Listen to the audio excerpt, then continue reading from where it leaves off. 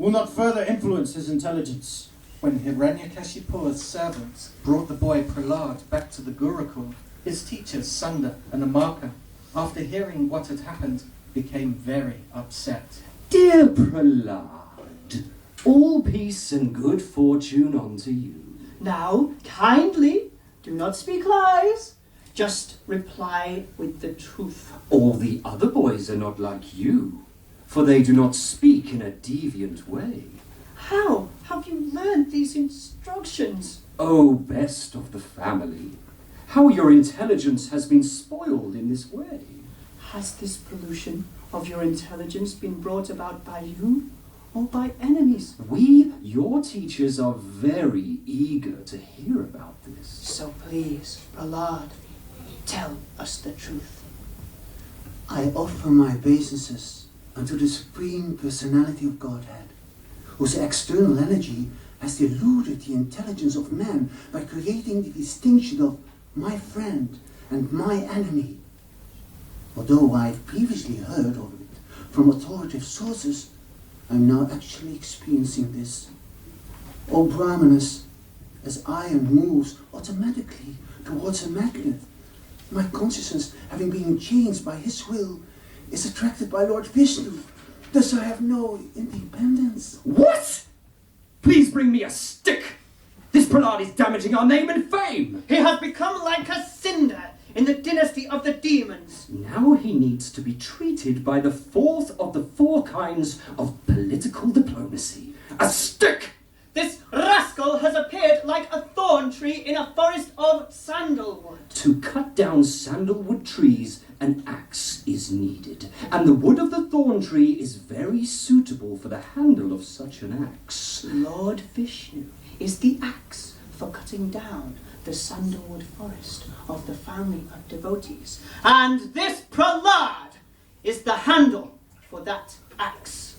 His teachers, Sunda and Amaka, chastised and threatened Prahlad in various ways and began teaching him about the paths of religion, economic development and sense gratification.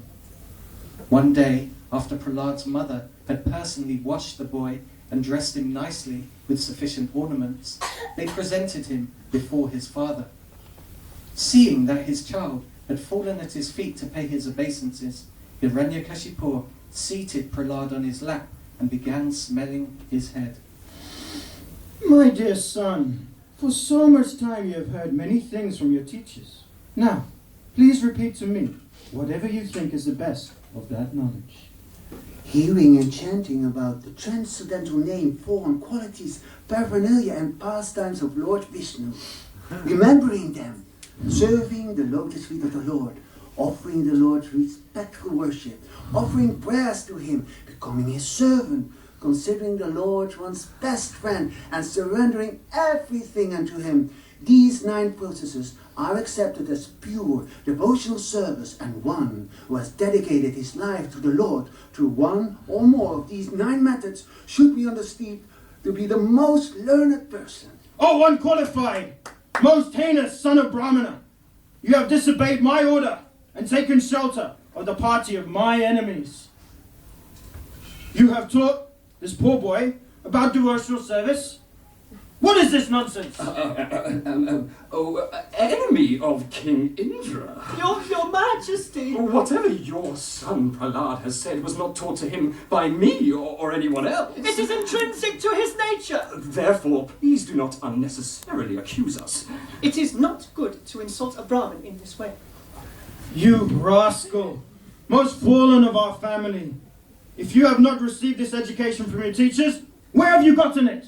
Because of their uncontrolled senses, persons too addicted to materialistic life make progress towards hellish conditions of repeatedly chew that which has already been chewed.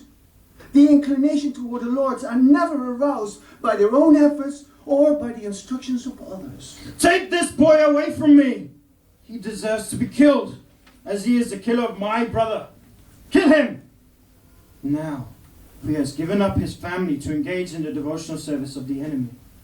Therefore, he must be killed by all means. Hiranyakashipu's demoniac servants, who all had fearful faces, sharp teeth, and reddish coppery beards and hair began striking the tender parts of Prahlad's body with their tridents. They appeared extremely threatening, but their weapons had no effect on the body of Prahlad. When all the attempts of the demons to kill Prahlad Maharaj were futile, the king of the demons, being most fearful, began contriving other means to kill him. He threw his son beneath the feet of big elephants. He threw him among huge snakes, employed destructive spells, hurled Prahlad from the top of a hill, administered poison, starved him, exposed Prahlad to cold, winds, fire and water, and even threw heavy stones to crush him, but found that he could not in any way harm Prahlad. I have devised many means of killing him, but despite all my endeavours, he could not be killed. Indeed, he saved himself by his own powers, without being affected in the least. He appears immortal. Therefore, because of my enmity towards him, I shall die. Oh, Lord, we know that when you simply move your eyebrows, all the commanders of the various planets are most afraid. Without the help of any assistant, you have conquered all the 3 worlds, Your Majesty. Therefore, we do not find any reason for you to be morose and full of anxiety. Until the return of our father, Shukracharya. Let us bind him with the ropes of Varuna, so that he cannot flee. There's no cause for anxiety. And by the time he is somewhat grown up, he will change in his intelligence, Your Majesty. After hearing these instructions, Hiranyakashipu agreed and requested them to instruct Prahlad in the duty of royalty. When the teachers went home to attend to their household affairs, the students of the same age as Prahlad would call him. Prahlad, we're going to play outside. Do you want to come? Yes, Prahlad, please come. It will be fun. My dear friends, one who is intelligent should use the human form of body from the very beginning of life to perform devotional service. Even a slight amount of sincere devotional service can give one complete perfection. The Supreme Personality of Godhead, Narayan, is the original Supersoul, the Father of all living entities. You cannot please him by becoming perfect brahmanas, demigods, or great sages, or by becoming perfect in etiquette or learning, nor by charity, austerity, sacrifice, cleanliness, or vows. The Lord is pleased only if one has unflinching, unalloyed devotion to him.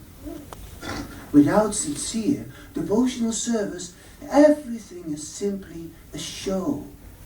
Therefore, my dear friends, please act in such a way that the Supreme Lord, who is beyond the conception of material knowledge, will be satisfied. Act without enmity and shows mercy to all living entities.